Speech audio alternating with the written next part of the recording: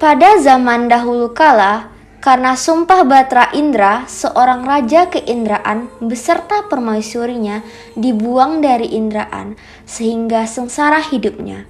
Itulah sebabnya kemudian ia dikenal sebagai si miskin. Ketika si miskin dan istrinya berjalan di perdesaan, mereka dipukuli dan dilempari batu, dan akhirnya mereka pindah ke hutan. Ketika istrinya mengandung 3 bulan, ia menginginkan mangga yang ada di taman raja.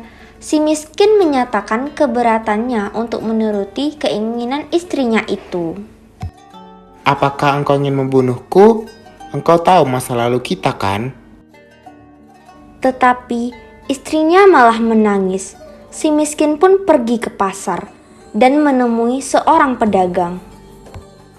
Jika engkau memiliki belas kasihan, Tuan, bolehkah engkau memberikan buah mangga yang telah busuk itu? Si pedagang pun seketika merasa iba dan berkata, Tentu boleh. si miskin tentu bingung karena biasanya ia diperlakukan buruk. Si miskin pun pulang dan membawa berbagai benda yang diberikan. Sampai di hutan, ia memberikan barang itu, dan istrinya menginjak-injak buah itu dan berkata, Aku menginginkan buah yang dari taman raja, bukan dari yang lain. si miskin pun pergi ke hadapan raja dan berkata, Yang mulia, bolehkah engkau memberikan aku buah mangga yang telah jatuh itu? Si raja pun mengabulkan permintaan si miskin dan berkata kepada pengawalnya, Ambilkan aku sebuah mangga yang telah jatuh ke tanah. Si pengawal pun melakukan perintah raja dan diberikan kepada si miskin. Si miskin pun pergi kembali ke istrinya, dan istrinya pun merasa senang dan memakan buah itu. Setelah itu, istri si miskin pun meminta buah nangka. Si miskin pun pergi lagi kepada raja dan meminta sebuah nangka. Raja pun kembali iba dan memberikan nangka itu.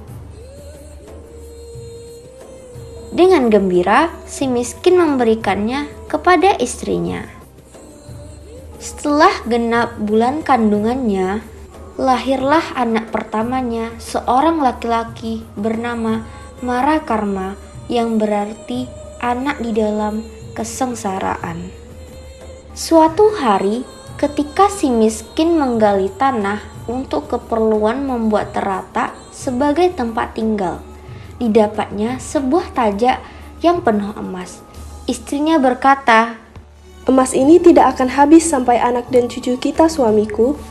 Jika engkau adalah anak titipan dewa, jadikanlah hutan ini menjadi kerajaan yang lengkap dengan segala kemegahannya.